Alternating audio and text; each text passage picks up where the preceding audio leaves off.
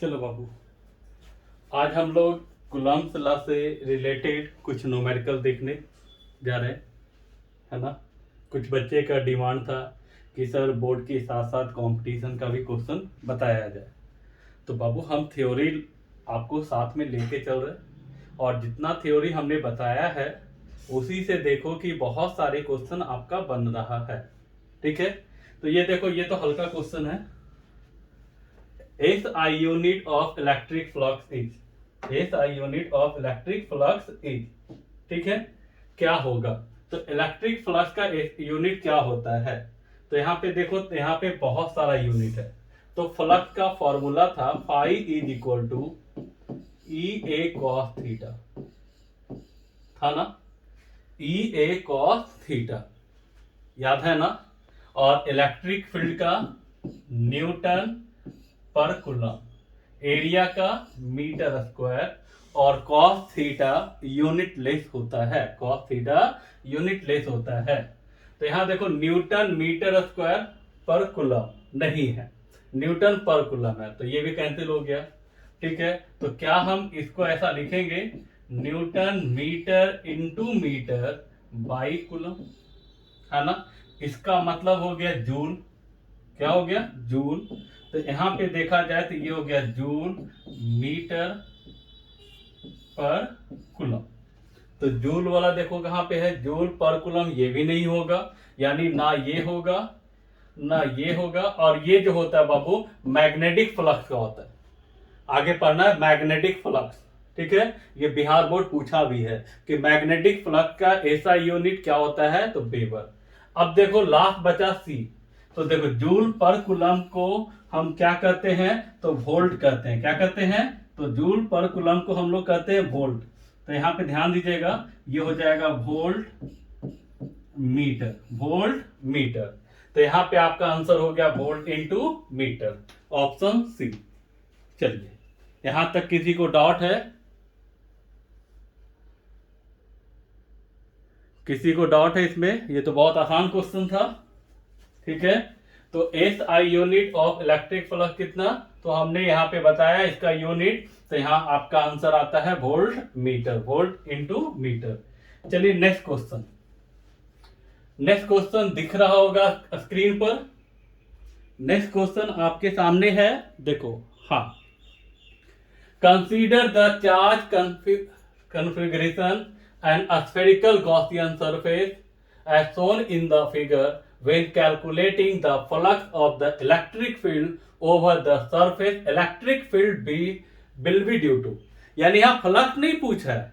अगर फ्लक्स पूछता कि किसके कारण होता, तो यहाँ पे गॉस लॉ के अनुसार ये इनसाइड चार्ज के कारण होता, आउटसाइड चार्ज से मतलब नहीं होता।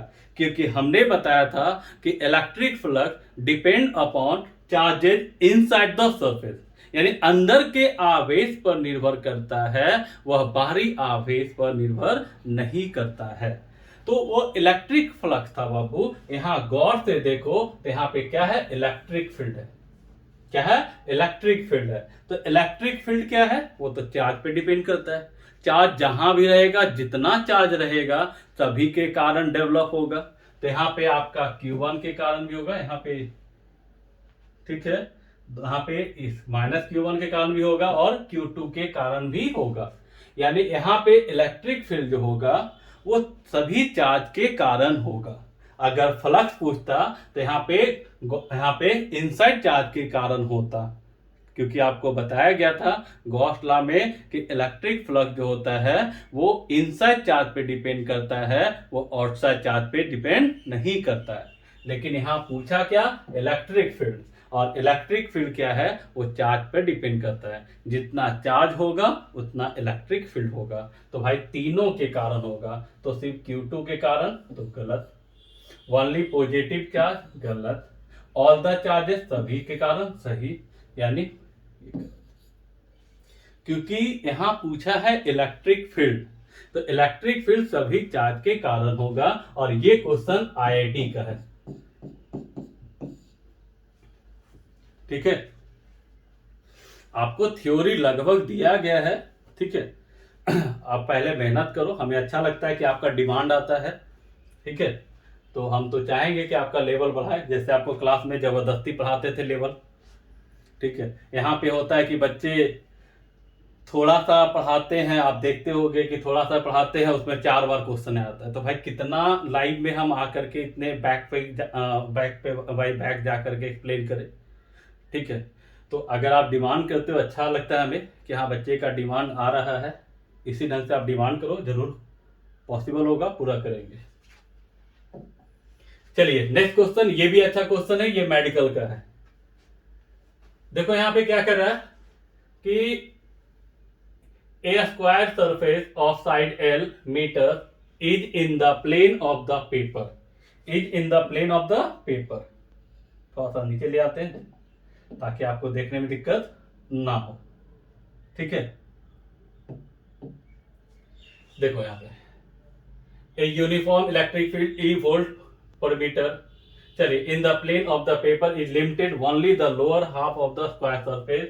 सी द फिगर, आपको फिगर में दिखाया गया है। The electric flux in SI unit associated with the surface is, यानी सिंपल भाषा में समझो कि ये इलेक्ट्रिक फील्ड दिया है, ये इलेक्ट्रिक फील्ड दिया है, और इस ये सरफेस के थ्रू आपको फ्लक्स निकालना है, कितना होगा। ठीक है, तो देखो कैसे निकलेगा। चलिए इसको देखिए कैसे निकलेगा, यहां पे ध्यान दीजिएगा कैसे निकलेगा यहां पे इलेक्ट्रिक फ्लक्स। तो बाबू यहां देखो ये सरफेस है, तो यहां पे देखो जितना लाइन इंटर कर रहा है, number of entering line is equal to number of leaving, number of entering is equal to number of leaving. तो भाई जितना आ रहा है उतना जा रहा है, तो नेट फ्लक्स कितना होगा, तो 0। हमने बताया था कि जैसे ये याद होगा कि मान लो ये बॉडी है, यहाँ पे कोई चार्ज था, तो यहाँ इसके थ्रू फ्लक्स में कोई कंट्रीब्यूशन नहीं था, कोई योगदान नहीं था। क्यों नहीं था, क्योंकि यहां से जो लाइन निकल रहा था बाबू, तो यहां से पास कर रहा था सारे, तो number of entering is equal to number of leaving. तो यहां पे आंसर हो जाएगा कि जितना आ रहा है उतना जा रहा है। ठीक है, number of entering is equal to number of leaving, यानी आपका आंसर आएगा 0। अगर आपको नहीं समझ में आया है तो इसका एक और एक्सप्लेनेशन देख लो, यहां पर देखो। ठीक है, यहां पे ध्यान दीजिएगा कि मान लो ये सरफेस है और ये इलेक्ट्रिक फील्ड, दो को हम दिखाएं। ठीक है, अब यहां पे दो सरफेस, एक इनसाइड और एक इधर, और इधर सरफेस है, दो सरफेस है आपका। ठीक है, तो यहां के लिए अगर एरिया वेक्टर की बात की जाए तो इधर होगा, इसके लिए बात की जाए तो इधर होगा। ठीक है, तो भाई यहां पे देखो इलेक्ट्रिक फील्ड तो राइट वार्ड है, एरिया वेक्टर क्या है, लेफ्ट वार्ड है। यहां देखो राइट वार्ड, तो जितना फ्लक्स इसका आएगा उतना ही फ्लक्स इसका आएगा, लेकिन ये माइनस में आएगा। क्यों, क्योंकि यहां इलेक्ट्रिक फील्ड और एरिया वेक्टर दोनों सेम डायरेक्शन में है, तो ये प्लस होगा और ये माइनस होगा, है ना। क्या डिटेल कर दे, तो डिटेल देखो। मान लो कि ये इलेक्ट्रिक फील्ड ई है, एरिया ए है, तो अगर मान लो ये इधर का सरफेस 1 है और इसको मान लो 2 है, तो अगर फाई 1 निकालोगे तो कितना निकालोगे, ई डॉट ए, याद है plane surface, E A cos 0, E A cos 0 यानी कितना ई है, फाई 2 कितना हो जाएगा, ई ए कॉस 180। क्यों होगा, क्योंकि इलेक्ट्रिक फील्ड किधर है, राइट वार्ड, एरिया वेक्टर किधर है, लेफ्ट वार्ड, तो दोनों का डायरेक्शन अपोजिट है, तो एंगल 180 यानी माइनस ई है। और हम बताए थे कि इलेक्ट्रिक फ्लक्स जो है बाबू वो कैसा क्वांटिटी है, तो वह आपका इलेक्ट्रिक फ्लक्स कैसा क्वांटिटी है, तो स्केलर, तो फाई टोटल जो होगा वो दोनों के सम के बराबर होगा, फाई 1 प्लस फाई 2, यानी ई ए और minus E A is equal to कितना, 0। आया समझ में, आया समझ में। तो ये ध्यान रखिएगा कि यहाँ पे number of entering line is equal to number of leaving line, तो इलेक्ट्रिक फ्लक्स विल भी क्या होगा, 0 होगा। क्लियर, चलिए आगे बढ़ते हैं। नेक्स्ट क्वेश्चन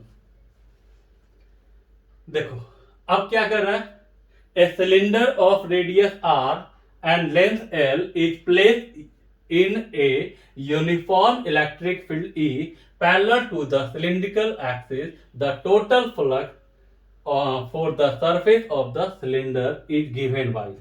बाबू यहां ध्यान दो, मान लो कोई सिलेंडर है, मान लो भाई, मानने में कुछ जाता नहीं है,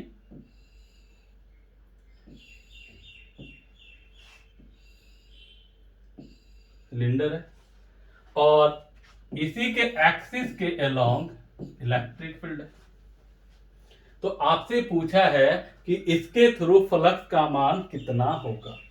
तो यहां ध्यान देना, यहां पे ध्यान देना, जैसे मान लो ये 1 है, ये सरफेस 2 है और ये 3 है। तीनों के कारण आप फ्लक्स निकालो और उसको जोड़ दो तो आपको निकल जाएगा टोटल इलेक्ट्रिक फ्लक्स। क्या निकलेगा? टोटल इलेक्ट्रिक फ्लक्स निकल जाएगा। ठीक है, चलिए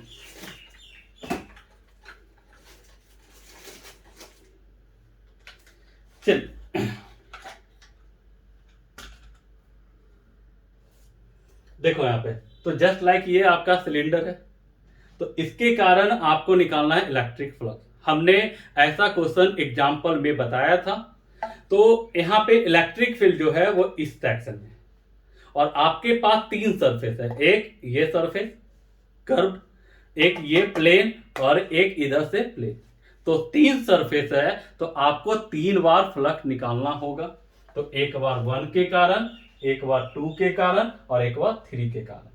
तो 1 के कारण जो एरिया वेक्टर होगा वो जानते हो ना, नॉर्मली आउटवर्ड। क्या होगा? Normally outward. यहां देखो एक छोटा सा एरिया मानोगे तो इसका एरिया वेक्टर होगा नॉर्मली आउटवर्ड डीए। यहां देखो ना, जैसे ये सरफेस है तो इसके लिए आउटवर्ड होगा ना। और यहां देखो इसका क्या होगा? इधर होगा। क्लियर? और इसका रेडियस आपको जो दिया हुआ है, यहां पे इसका जो रेडियस दिया हुआ है वो कितना दिया हुआ है? देखो तो इसका रेडियस r दिया है। कितना दिया? r। तब आपको निकालना है फ्लक्स। तो भाई इसका फ्लक्स निकाल लो, इसका फ्लक्स निकालो। कैसे निकालोगे? तो 3 बार निकालो। तो यहां देखो 1 के थ्रू, तो इलेक्ट्रिक फील्ड और एरिया वेक्टर दोनों सेम डायरेक्शन में है, तो दोनों का डायरेक्शन सेम है। तो फाई 1 याद है, plane surface E dot A, E dot A यानी कितना? E a cos 0। ठीक है, तो E तो E है ही, सर्कुलर एरिया है तो पाई r स्क्वायर, और cos 0 का मान कितना? 1, यानी आपका आ गया पाई r स्क्वायर इंटू ई, पाई r स्क्वायर इंटू ई। अब आ जाओ दूसरा सरफेस। दूसरा सरफेस ध्यान देना, दूसरा सरफेस में ध्यान दीजिएगा कि यहां पे देखो ये आपका एरिया वेक्टर, सॉरी ये इलेक्ट्रिक फील्ड का डायरेक्शन था, है ना, और ये आपका एरिया वेक्टर, दोनों कैसा दिख रहा है? परपेंडिकुलर, मतलब कितना? 90 डिग्री।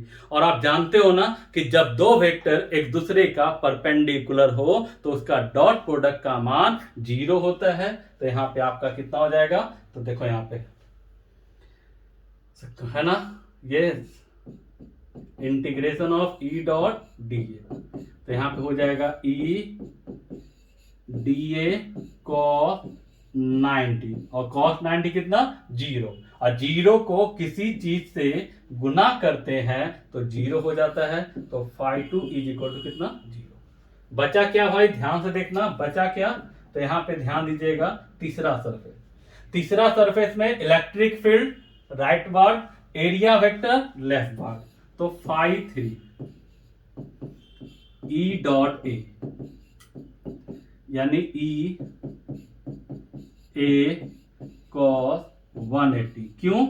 क्योंकि दोनों का डायरेक्शन अपोजिट है, दोनों का डायरेक्शन अपोजिट है।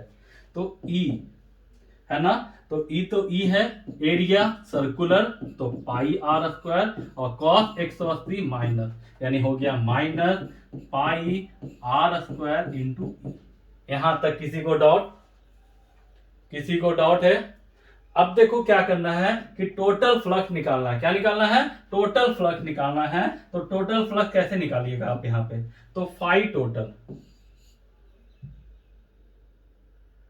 फाई टोटल, ध्यान दीजिएगा थोड़ा, तो सबको जोड़ोगे phi 1 plus phi 2 plus phi 3। तो यहां पे आप गौर से देखो, फाई 1 कितना आया, pi R square E, pi R square E. Phi 2 कितना आया 0, और ये कितना आया माइनस पाई आर स्क्वायर ई।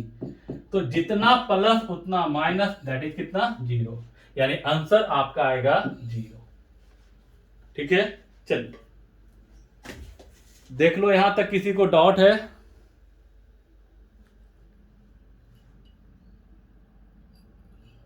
यहां तक किसी को डाउट है? डाउट होगा एक बार फिर से देख लेना, थोड़ा स्लो करके देख लेना, पक्का समझ में आएगा। ठीक है, चलिए नेक्स्ट क्वेश्चन। ये क्वेश्चन क्लास में बताया गया है। In the region of the intensity of an electric field is given by, electric field दिया है भाई, कितना दिया है, तो 2i प्लस 3j प्लस के, और फ्लक्स आपका निकालना एरिया के थ्रू, एस इक्वल टू कितना 10i कैप मीटर स्क्वायर। तो आपसे फ्लक्स पूछा है, तो फाई इज इक्वल टू, हमने पढ़ा था ई डॉट ए, क्या पढ़ा था, ई डॉट ए। तो फाई ई डॉट ए है ना, तो ई कितना है भाई, तो 2i प्लस 3j प्लस के डॉट ए, कितना 10i कैप। तो i वाले कितना, i के साथ, j वाले कितना, j के साथ, और k वाले k के साथ गुना होता है डॉट प्रोडक्ट, पढ़े हो ना। डॉट प्रोडक्ट में i वाले i के साथ, j वाले j के साथ, k वाले k के साथ। तो यहां बाबू क्या है, जो देखो तो 2i plus 3j plus k, इसको हम लिख सकते हैं 10i 0j 0k, यस या नो, लिख सकते हैं ना। और बताइए आप क्या जानते हो डॉट प्रोडक्ट में, i वाले i के साथ, तो i का गुना कितना है 2, यहाँ कितना है 10, तो ये कितना हो जाएगा 20, यहाँ 3 गुना 0 0 है ना, 1 इंटू 0 कितना 0, तो आपका आंसर आएगा 20। 20 कहाँ है भाई, तो ऑप्शन डी में। ये तो बहुत आसान क्वेश्चन था और पहले से भी बताया गया था। क्वेश्चन नंबर 5 क्लियर है?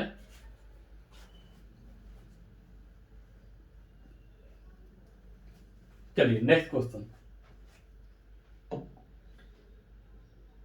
नेक्स्ट क्वेश्चन, ये एनसीईआरटी बुक का क्वेश्चन है बाबू, ये क्वेश्चन एनसीईआरटी बुक का है ना, बोर्ड एग्जाम में पूछ सकता है।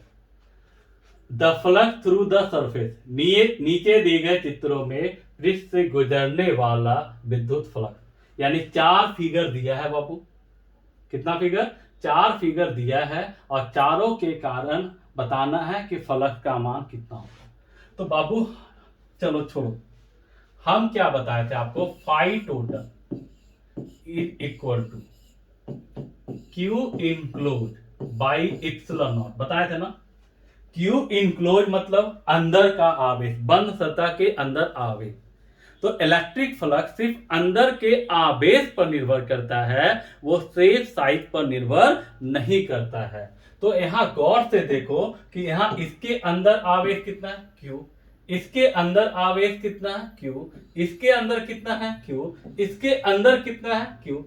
तो सबके अंदर चार्ज क्यू है, और वो शेप और साइज पर निर्भर नहीं करता है, अर्थात इसका मतलब हुआ कि इसका इलेक्ट्रिक फ्लक्स का मान सभी के लिए समान होगा। देखो in figure 4 it is the largest, 4 में सबसे ज्यादा होगा। इन फिगर 2 इज द, है ना, 3 में लार्जेस्ट, लार्जेस्ट नहीं, मिनिमम होना चाहिए, न्यूनतम है मिनिमम, ठीक है। फिर आपका 2 में करा सेम एज 3, है ना, यानी 2 और 3 सेम होगा, और लास्ट में है is the same for all the figure, यानी सभी फिगर के लिए समान होगा। तो भाई सभी के लिए इसका आंसर क्या होगा? समान होगा। क्यों? क्योंकि इलेक्ट्रिक फ्लक्स सिर्फ इनसाइड चार्ज पे निर्भर करता है, उसको शेप और साइज से मतलब नहीं होता है। ये एनसीईआरटी बुक का क्वेश्चन है। चलिए बढ़े आगे। नेक्स्ट क्वेश्चन कह रहा है कि a charge Q is place at the centre of the open end of the cylindrical vessel, the flux of the electric field through the surface of the vessel is. बाबू इस type का concept देखो, जैसे मान लो ये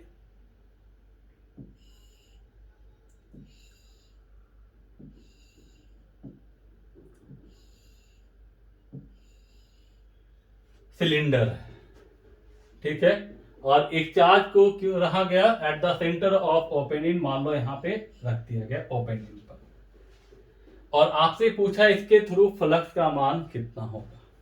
आपको पता है ना कि गॉस लॉ में कि चार्ज इनसाइड होना चाहिए और बॉडी जो होना चाहिए क्लोज होना चाहिए। तो यहाँ चार्ज आपका क्या है? ओपन सरफेस पे है। तो हम ऐसा करें कि एक यहाँ पे सरफेस और ड्रा कर ले और सिलेंडर रख दिए, एक और सिलेंडर, तो पैक हो गया। अब ये पैक हो गया, यानी हमने किया क्या कि एज फॉर एग्जांपल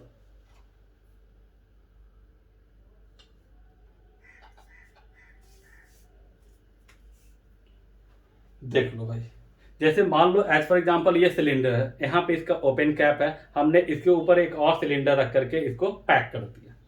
क्या हो गया? पैक कर दिया। तो यही बात यहाँ पे है कि हमने क्या किया कि एक सिलेंडर के ऊपर दूसरा सिलेंडर रख दिया और ये पैक हो गया। अब ये चार्ज इनसाइड चला गया और ये बॉडी भी क्लोज हो गया। तो अब ये क्लोज हो गया, तो इसके थ्रू टोटल फ्लक्स जो होगा तो गॉस लॉ के अनुसार कितना होगा? तो क्यू बाई इप्सिलॉन नॉट, क्योंकि अंदर चार्ज कितना? क्यू। तो ये पूरे के कारण आपका कितना हुआ? तो क्यू बाई इप्सिलॉन नॉट। लेकिन यहाँ पे एक सिलेंडर है, तो यहाँ पे सिलेंडर जो था उसके थ्रू क्या होगा? तो यहाँ पे दो सिलेंडर है ना, तो आपको पूछा है एक के थ्रू, तो इसका आधा हो जाएगा। तो आधा मतलब कितना? तो Q by two epsilon not, है ना। देखो यहाँ पे फिर से एक बात समझो, पहले एक सिलेंडर था, इस पे चार्ज रखा, हमने क्या किया कि इसके ऊपर एक और सिलेंडर रख दिया। क्यों रखा? क्योंकि गॉस लॉ का यूज कभी भी ओपन बॉडी के लिए हम नहीं करते हैं, है ना, और चार्ज जो होना चाहिए वो सरफेस के अंदर होना चाहिए। तो हमने एक सिलेंडर और रखा, तो सिलेंडर जैसे ही रखा तो बॉडी क्लोज हो गया और ये जो चार्ज है वो आपका इनसाइड आ गया। और जब इनसाइड आ गया तो गॉस लॉ का यूज कर सकते हैं। गॉस लॉ कितना? तो Q enclose by epsilon not, तो अंदर का आवेश Q पाई कितना? Epsilon not. तो ये जो फ्लक्स आया वो टोटल के कारण आया, लेकिन आपसे पूछा था सिर्फ इसके कारण, तो इसका आधा कर दो, यानी आंसर हो जाएगा आपका, sorry, Q by two epsilon not. ठीक है, चलिए नेक्स्ट।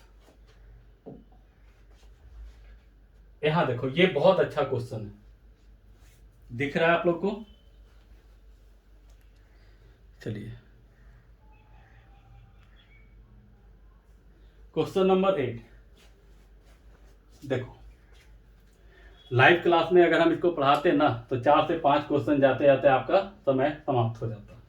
ठीक है, क्योंकि आप लोग यहाँ पे लाइव आ जाओ, लाइव आ जाओ, ये ठीक है, बीच में आप लोग बोलोगे सर नेटवर्क नहीं है सर मेरा, है ना, ये समथिंग, तो वो टाइम पास होता है। जितना देर में आपका ये 8 क्वेश्चन पहुंच गया, उतना देर हमें बताने में लाइव क्लास में कम से कम 1.5 से 2 घंटा लगता। ठीक है, चलिए यहां पर देखो, electric charge is uniformly distributed along a long straight wire, मतलब देख लो, लंबा पढ़ना पड़ेगा इसको। Electric charge is uniformly distributed along a long straight wire, ये लॉन्ग स्ट्रेट वायर है, of radius 1 mm 1 millimeter, the charge per centimetre length of the wire is Q, ध्यान रखिएगा यहाँ पर क्या क्या निकल रहा है। जो देखो यहां से निकला कि रेडियस ऑफ द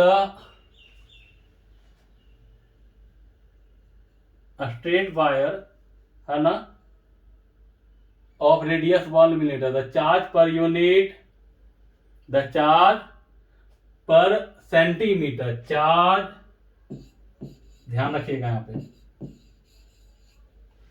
पर सेंटीमीटर आपको दे दिया है क्यू।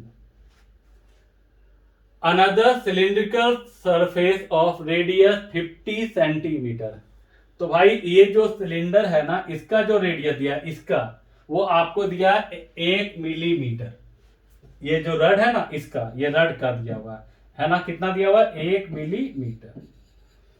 और इसके चारों तरफ जो सिलेंडर ड्रा किया गया यानी ये इसका रेडियस आपको दिया हुआ है, इसका आपको रेडियस दिया हुआ है ये 50 सेंटीमीटर है ना। और इसका जो लेंथ है वो दे दिया है, देखो हाँ ये तो दिया है 50 और ये दिया है 1 मीटर, यानी लेंथ जो दिया है वो 1 मीटर।